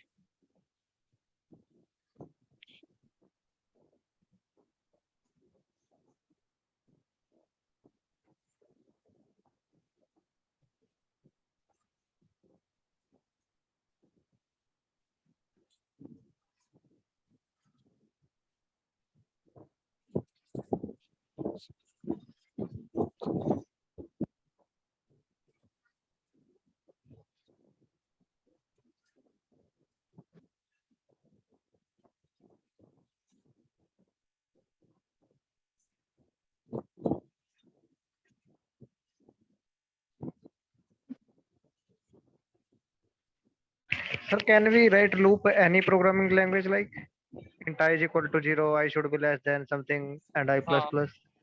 Yes, Or the that, Kotlin syntax is differ from. yeah. We can write in like many other programming language loop. Yeah, we can. Okay, sir.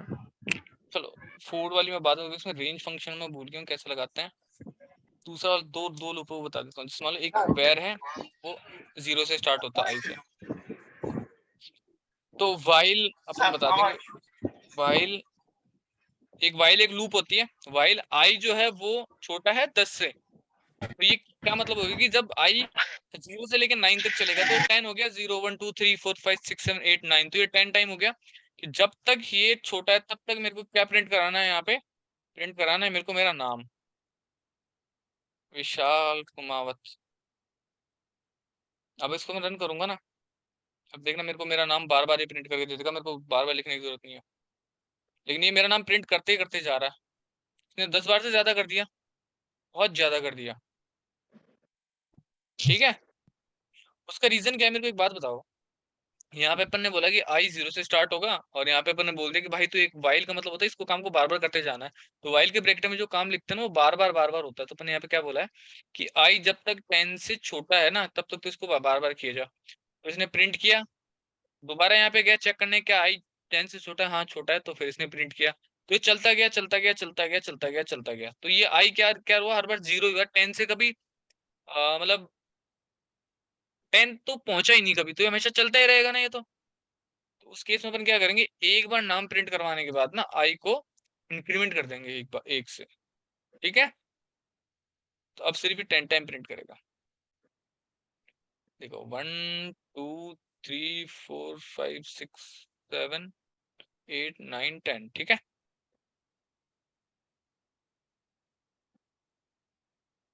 हाँ, ये मैं समझ गया, dot dot से होता है, याद आ गया मेरे को वो तो। अब आपको यहाँ पे समझना पड़ेगा कि यहाँ पे भी ये कंडीशन जो है वो बूलियन ही होती है। जब तक ये ट्रू है ना तब तक ये प्रिंट होगा, अदरवाइज ये जैसे यहाँ पे फॉल्स होगा तो ये चलना बंद हो जाएगा। तो वो उस केस में आप देख सकते हो, बट जनरली आपको इसको एक्सप्रेशन के फॉर्मेट में इसको समझो, ज्यादा बेटर रहेगा।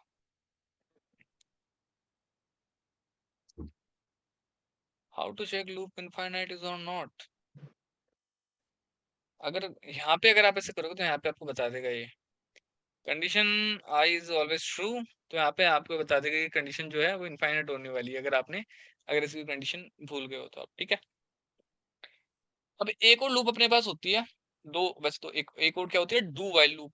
अगर मेरे को एक बात बताओ, अगर इसकी वैल्यू 10 हो जाए तो कभी चलेगा ही नहीं ये तो, क्योंकि पहले से 10 इसने चेक किया कि क्या 10 से आई जो है 10 से छोटा नहीं, 10 ही है, तो ये फॉल्स हो गया, तो कभी चला ही नहीं है।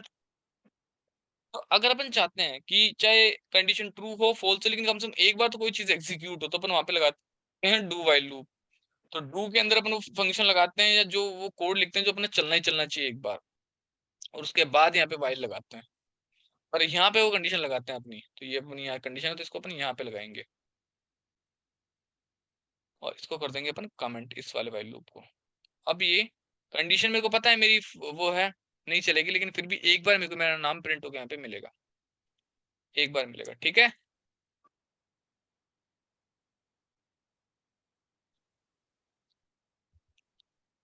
अब लास्ट टाइप लूप का जो क्या होता है, फोर लूप में ना ऐसे वेरिएबल क्रिएट करने की जरूरत नहीं पड़ती, फोर लूप इजी होता है। तो फोर लूप में क्या होता है, फोर आई एक वेरिएबल बनाया अपन ने लूप के अंदर ही और इसमें डाल दिया डॉट डॉट 5। तो यहाँ पे आई जब 1 से लेके 5 तक है तब तक क्या करना अपने को, मतलब मेरे को रेंज अपन यहीं पे डाल देते हैं, प्रिंट करना है मेरे को विशाल विशाल। तो ये ऑटोमेटिक प्रिंट कर देगा। 5 बार इसने प्रिंट कर दिया, फिर ऑटोमेटिकली कर देता है। यहाँ पे एक कुछ चीजें और भी होती हैं, यहाँ पे स्टेप करके एक चीज होती है, किधर होती है यार,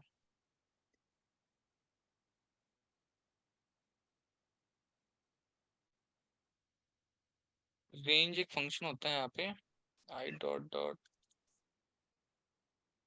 रेंज या समथिंग कुछ ऐसे फंक्शन होता है यहाँ पे। सर आई को डिक्लेयर नहीं यहाँ आई को डिक्लेयर करने की जरूरत नहीं पड़ती है, इस केस में डिक्लेयर करने की जरूरत नहीं, तो ऑटोमेटिक डिक्लेयर हो जाता है। आई 5 इसका मतलब होता है कि 1 से लेके 10 तक, डॉट डॉट का मतलब होता है यहाँ से लेके यहाँ तक, ठीक है। 1 से लेके 10 तक एक रेंज प्रिंट करके देता है ये, तो उसी के अंदर चलता है ये। वन पहले एक बार 1 के लिए चलेगा, फिर 2 के लिए चलेगा, फिर 3 के लिए, ऐसा करके इस जितनी ये लंबी रेंज बनी ना उसके लिए सबके लिए चलता है एक एक बार। तो टेक्निकली वो 1 से लेके 10 तक ही चलता है। बताओ भाई इसमें किसी को कोई डाउट, कोई चीज नहीं समझ में आई हो? All clear sir. All clear? Sir इसमें एक अनटिल होता है, डाउन टू होता है और स्टेप टू होता है, ये सब बारे में थोड़ा बताइए। अब वो यार मैं नेक्स्ट क्लास में बताऊंगा, वो रेंज फंक्शन के साथ चलता है वो। सर इसमें इनका क्या यूज है सर? इनका मतलब होता है जब तक ये इसके अंदर है, 1 से लेके 10 के बीच में जब तक ये है ना आई, तब तक प्रिंट करो। तो पहली बार आई 1 के लिए चलेगा, तो यहाँ इसके अंदर है, देन उसके बाद 2 के लिए, फिर 3 के लिए, तो इस रेंज के अंदर जब तक है ना 1 से लेके 10 के बीच में जब तक है तब तक ये प्रिंट करेगा। और ये हमेशा ध्यान रखना, आई इनिशियलाइज होता है इसकी फर्स्ट वैल्यू से, जो कि ये 1, ऑटोमेटिकली इंक्रीमेंट हो जाता है फोर लूप के अंदर। फोर लूप में इंक्रीमेंट करने की जरूरत नहीं पड़ती है अपने को। तो आई 1 से लेके अंदर तक है, जब तक 10 के अंदर तक है तब तक इसको प्रिंट करो, इसका मतलब ये हुआ। मेरा एक क्वेश्चन है, तो लेट्स से इसमें और भी कुछ फंक्शंस यूज कर सकते हैं, लेट्स से अरे का साइज तक हम करते हैं, तो उस तरह कर सकते हैं क्या? हाँ श्योर, अपन कर सकते हैं। अगर अरे जिस मान लो अपना कोई अरे है ना, जैसे एक अरे बना देता हूँ मैं टेम्परेली, where there are 1 2 3 4 5 6 7, ठीक है, समथिंग कुछ अपना एरे है, ठीक है। तो यहाँ पे अपन यहाँ पे ऐसे नहीं बनाते हैं कॉटलिन में, अभी बता रहा हूँ, इसके लिए अपन एरे ऑफ ऐसे बनाते हैं यहाँ पे। तो यहाँ पे अपने को वैल्यूज पास करनी पड़ेगी 1, कुछ इस तरीके से यहाँ पे अपने पास एरे बनता है, ठीक है। और यहाँ पे जैसे मान लो आप चाह रहे हो कि जब तक एरे की लेंथ है तब तक चले, तो अपन यहाँ पे करेंगे ar डॉट डॉट साइज, यहाँ पे साइज निकाल लेंगे। तो इसकी साइज जो है ना वो मतलब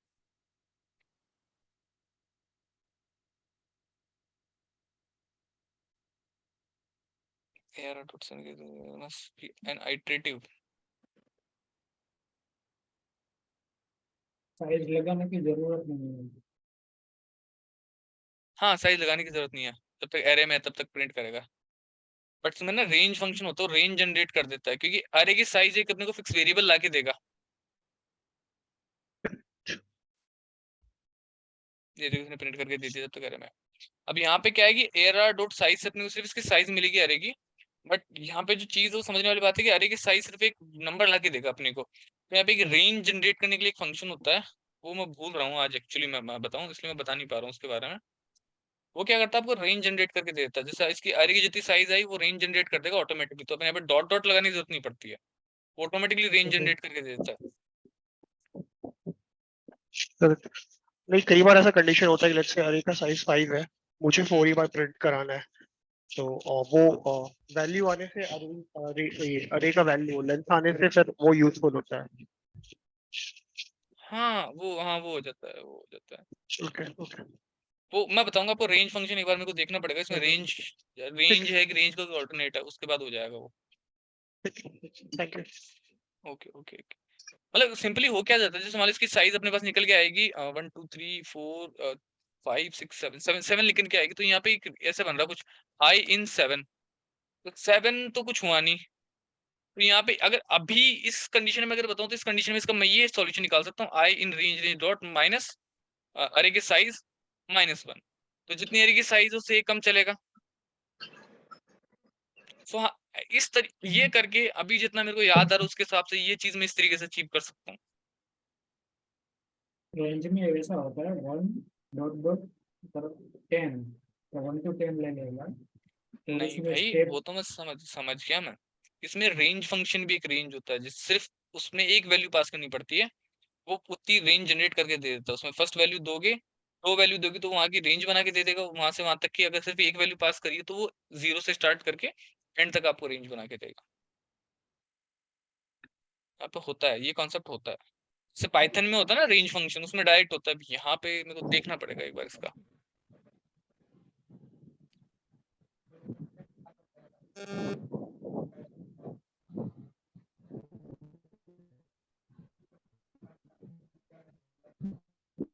ठीक है, अब अपन आई थिंक आज के लिए वैसे तो बहुत है, क्योंकि बहुत सारे कॉन्सेप्ट अभी अपन ने देख लिए हैं। Yes sir. हाँ एक छोटी सी और चीज बता दूं, ऑपरेटर से रिलेटेड, जो एक ऑपरेटर मैं अभी बता रहा था ना, वो वाला है कॉन्सेप्ट। हाँ देखो बताते हैं। आइलिश वाला सर, वो आइलिश। हाँ, एल्विस एल्विस एल्विस। ध्यान से समझना, क्योंकि कॉटलिन में ये एक ऐसा ऑपरेटर है जो जान खा जाएगा, कहाँ कब लगाना है, दिमाग खराब हो जाएगा इस ऑपरेटर के पीछे। है तो कॉटलिन का फीचर, लेकिन दिमाग बड़ा खा जाता है। देखो, वेयर नेम इसका टाइप है स्ट्रिंग, और इसके अंदर मैंने मेरा नाम डाल दिया। इसमें कहीं कोई दिक्कत नहीं है। मैंने करवाया प्रिंट नेम डॉट साइज या लेंथ। यहाँ पे लेंथ होता है कि कितनी लेंथ हो, तो इसकी लेंथ हो जाएगी 2 3 4 5 6। तो मेरे नाम की लेंथ है 6, तो मेरे को 6 प्रिंट करके दे देगा। इसको कोई दिक्कत नहीं है, ठीक है। लेकिन अगर ये नाम मैं कीबोर्ड से लूं, स्कैनर में सिस्टम डॉट, एक सेकंड,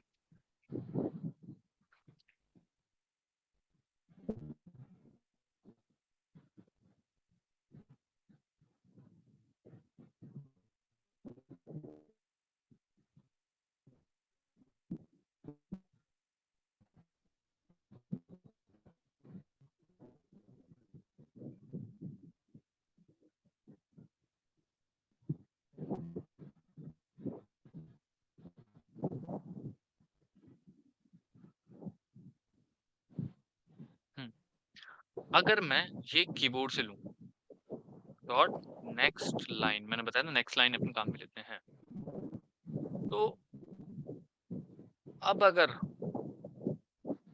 मैंने सीधे सीधा एंटर कर दिया तो लेंथ क्या आ गई, 0 आ गई, ठीक है। कोई कैरेक्टर नहीं डाला तो लेंथ 0 आ गई, ठीक है। ये चल गया केस। लेकिन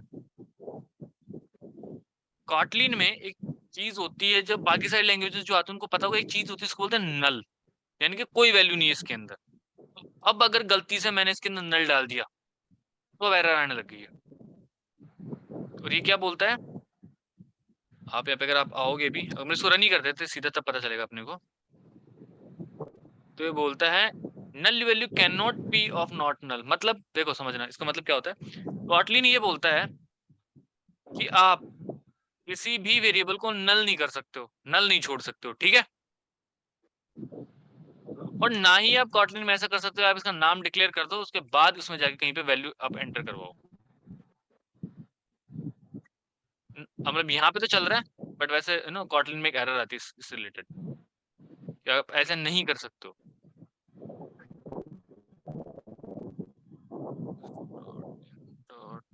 नेक्स्ट लाइन वैसे आपको बोलेगा भी है कि joint declaration and assignment, but Kotlin में मतलब ऐसा नहीं कर सकते हैं अपन। जैसे मान लो बाय डिफॉल्ट जो वैल्यू असाइन होती है वो नल असाइन होती है, सबको पता ना। वेरिएबल में by default value null assign होती है, तो कॉटलिन Yes, में ऐसा sir. नहीं कर सकते। कॉटलिन में क्या होता है कि कॉटलिन में अगर आपको किसी वेरिएबल में अगर नल वैल्यू आ सकती है तो उसके लिए आपको यहाँ पे क्वेश्चन मार्क लगाना पड़ता है। तो क्वेश्चन मार्क का मतलब होता है यहाँ पे नल वैल्यूज के अंदर आ सकती है, ठीक है। ठीक है। अब अगर इसको रन करेंगे तो ये मेरे से पूछेगा और मैं इसके अंदर अगर मेरा नाम WE डाला तो इसमें 2 प्रिंट कर देगा, ठीक है। अब अभी क्या करने वाला है अपन, नल वैल्यूज के अंदर सपोज करो कि जैसे देखो अभी क्या हो रहा था, यहाँ पे बाय डिफॉल्ट नल है, अपन वैल्यू दे नहीं रहे। सपोज करो कि जब एंड्रॉइड में जब अपन काम कर रहे थे तो एंड्रॉइड में सोचो काम कर रहे हैं और यहाँ पे ये नेम के अंदर कहीं से नेम की वैल्यू आनी थी, अब वहां से आ नहीं पाई, तो उसकी लेंथ क्या हो जाएगी इस केस के अंदर, अनडिफाइन हो गई ना। जीरो भाई नल है, अनडिफाइन है, देखो अनडिफाइन है ये, इसके अंदर कोई वैल्यू नहीं है, अनडिफाइन है ये। Yes, sir. उस केस में अपने को एक इफ कंडीशन लगानी पड़ेगी यहाँ पे कि इफ अगर नेम जो है वो इक्वल टू नल है, अगर नल के इक्वल है तब क्या होना चाहिए, समथिंग कुछ भी हो सकता है, ठीक है। और अगर ये नल के इक्वल नहीं है तब एल्स में क्या हो जाएगा, अपना नेम की लेंथ प्रिंट हो जाएगी, ठीक है। अगर वैल्यू नल है तो ऐसे चलेगा। तो अगर इसको रन करें ना तो यहाँ पे प्रिंट कर देते हैं कि वैल्यू नल है, ठीक है। प्रिंट एलन वैल्यू नल है, तो अगर उसको मैं प्रिंट करूंगा तो वैल्यू नल है तो मेरे को ये प्रिंट कर देगा कि भाई वैल्यू जो है वो नल है, वैल्यू नल है। इसके अंदर अगर मैंने मेरा नाम डाल दिया, मतलब नल कोई एज एन स्ट्रिंग पास कर दिया तो इसमें वैल्यू है, तो ये 4 इसकी जो लेंथ है वो प्रिंट करके दे देगा। ये क्लियर है? सर फिर से एक बार बोलो ना, ये समझ में नहीं आया। देखो अगर इसके अंदर वैल्यू नल होगी ना तो ये नेम क्या नल है, तो अपन ने चेक किया कि क्या नेम नल के इक्वल है, तो अपन बोल देंगे कि भाई वैल्यू नल है, अदरवाइज अपन नेम की लेंथ प्रिंट करवा देंगे क्योंकि नल की कोई लेंथ नहीं होती है, ठीक है। सर कोटलिन में नल ऑब्जेक्ट आने का चांसेस ही नहीं रहता ना। अरे तो क्वेश्चन मार्क लगा के अपन ने ऑन किया ना, अगर क्वेश्चन मार्क नहीं लगाएंगे ना तो नल लेगा भी नहीं वो, जब तक अच्छा। क्वेश्चन मार्क नहीं लगाएंगे तब तक नल लेगा भी नहीं। और सपोज करो कि जो तुम्हारा नाम है वो तुम्हारा कहीं से आना है, सर यहाँ हाँ? क्वेश्चन मार्क का क्या मतलब है? क्वेश्चन मार्क बता नल के लिए ये करना है, नल चेक करने के लिए क्वेश्चन मार्क लगा देना। देखो सुनो, ये नेम है वो मैं एंटर नहीं कर रहा हूँ, ये नेम आने वाला है मेरे नेटवर्क के थ्रू। जैसे मान लो कहीं पे किसी वेबसाइट में मैंने लॉगिन किया हो तो वहां से मेरा नाम आने वाला है, ऐप के अंदर लॉगिन तो वहां से मेरा नाम आने वाला है उसके सर्वर से, तो मैं तो उसकी वैल्यू इनिशियलाइज नहीं कर सकता ना, लेकिन वेरिएबल तो बनाना पड़ेगा ना मेरे को, क्योंकि नेम की वैल्यू होल्ड करनी है मेरे को ऐप में। तो वहां पे उसके अंदर मैं तो नल वैल्यू डालूंगा ना खाली, तो नल कॉटलिन डायरेक्टली लेता नहीं है, तो वहां पे अपन क्वेश्चन मार्क लगा देते हैं। तो इस क्वेश्चन मार्क को ही अपन बोलते हैं इल्विस ऑपरेटर। अभी थोड़ा सा और इसमें आगे आएगा, इससे क्या होता है कि ये नल वैल्यू लेने लग जाता है। लेकिन अगर गलती से इसके अंदर वैल्यू नहीं है तो केस हो सकता है, तो अपन चेक करने की, अगर इसमें नल वैल्यू है तो बोल देंगे वैल्यू नल है, मतलब नाम में कुछ मत करो, नहीं तो फट जाएगा। फट जाएगा मतलब प्रोग्रामिंग में फट जाएगा बोलते हैं, जब कुछ एरर आती है उसको बोलते हैं ना, जब सॉफ्टवेयर इंजीनियर होते हैं वो ऐसे बोलते हैं, ये कोड में एरर को बोलते हैं कि ये कोड फट गया।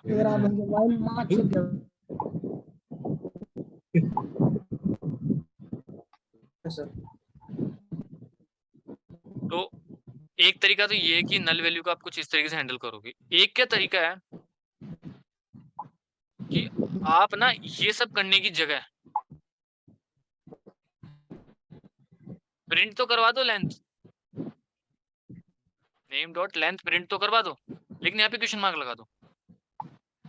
क्वेश्चन मार्क लगाने के बाद ऑटोमेटिक हैंडल कर लेता है ये इस इफ एल्स को जो अपने लिखा ना इतना बड़ा, तो इसका क्वेश्चन मार्क सॉल्यूशन है। अगर नल वैल्यू होगी ना, नल है तो ये बाय डिफॉल्ट नल प्रिंट करवा देगा। अभी ये नल स्ट्रिंग वाला नल है, ये नल वाला नल ही स्ट्रिंग वाला नल है की वैल्यू नल है इसमें, ठीक है। अगर यहाँ पे मैं मेरा नाम डाल दूंगा तो नाम मेरा वैलिड है, तो नाम की वैल्यू तो यहाँ पे नाम की लेंथ ही प्रिंट करवा देगा 6।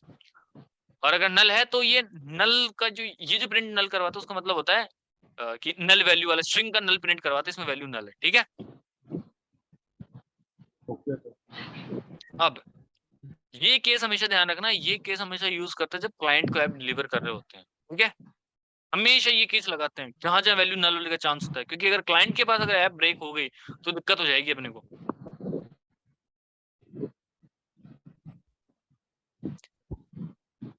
अब एक और क्या तरीका होता है देखना आप। एक्सक्यूज मी सर, हाँ एक्सक्यूज मी सर, इसकी कोई रियल सर टाइम एग्जांपल, इसकी रियल टाइम एग्जांपल आप बता सकते हैं? कोई थोड़ा सा इजी हो जाएगा समझने में, काइंडली। बताता हूँ देखो, नल कब आएगा कब नहीं आएगा इसकी तो रियल टाइम एग्जांपल दे दी ना मैंने। से वो वाली कि जैसे फेसबुक से आपका नाम आना है आपकी, जहाँ पे आपको नेम शो होता है वहां पे, ओके तो वहां पे अपन थोड़ी वैल्यू देंगे इसमें, अपन तो नल ही देंगे ना कि भाई अभी मेरे पास वैल्यू नहीं है, वो तो तुम नेटवर्क से लाओ, जैसे अपन यहाँ पे कीबोर्ड से ले रहे हैं ना, इस लाइन से कीबोर्ड से ले रहे थे, ओके तो उसी तरीके से फेसबुक से वैल्यू आनी है। तो अगर वो नहीं आ पाई, जैसे मान लो अपने केस में नहीं आ रही है वैल्यू, कुछ दिक्कत ओके समझ लो, जैसे मान लो ये मान लो फेसबुक से डाटा आ रहा है अपना, अब नहीं आ पाई है कुछ वजह से, और अगर नाम की लेंथ प्रिंट करवाने की कोशिश करें तो वो एरर देगा अपने को। Okay got it.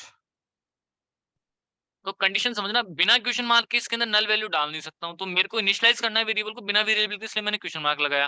Question mark लगाया तो नल वैल्यू लेने लग गया, और यहाँ पे दिक्कत देने लग गया कि भाई नल वैल्यू तूने इसमें नल वैल्यू हो गई है। उस केस में या तो मैं कुछ ऐसे इफ कंडीशन लगाऊं चेक करूं, या फिर यहाँ पे क्वेश्चन मार्क लगाऊं। तो क्वेश्चन मार्क क्या करेगा कि अगर नल वैल्यू रह जाती है तो नल प्रिंट करवा देगा कि वैल्यू नल है, अदरवाइज जो टास्क जो अपन करने की कोशिश करें वो प्रिंट करवा देगा। ठीक है। Okay okay sir, thanks. Sir एक बात और हाँ बताइए, पूछो। जैसे आपने नेम स्ट्रिंग यो क्वेश्चन मार्क नहीं लगा रखा, अगर हम्म, ये नहीं हो और यहाँ पे हमने स्ट्रिंग में हम कुछ डाल लेना, सिर्फ डबल कोट लिख कर छोड़ दे, उसके अंदर जैसे विशाल ना लिखे, ओनली इम्पट ही छोड़ दे ऐसे। हाँ बस ये भाई अब तब लेंथ भी प्रिंट करें तो दिक्कत आएगी? नहीं, जीरो लेंथ है ना। तब भी सर ये नल ही नहीं होगी। क्यों जीरो लेंथ है ये भाई, oh sorry sorry sorry but sorry value sorry, zero ये जीरो लेंथ है, ये तो लेंथ जीरो काउंट लेंथ हो होगी। गया। सी स्पेस काउंट होगी, स्पेस तो काउंट होगी। नहीं, सॉरी सर। ये जब अपने डाल दिया इसका मतलब यहाँ पे स्ट्रिंग डाली है अपने, खाली स्ट्रिंग डाली है, और नल का मतलब हो गया कोई वैल्यू नहीं डाली।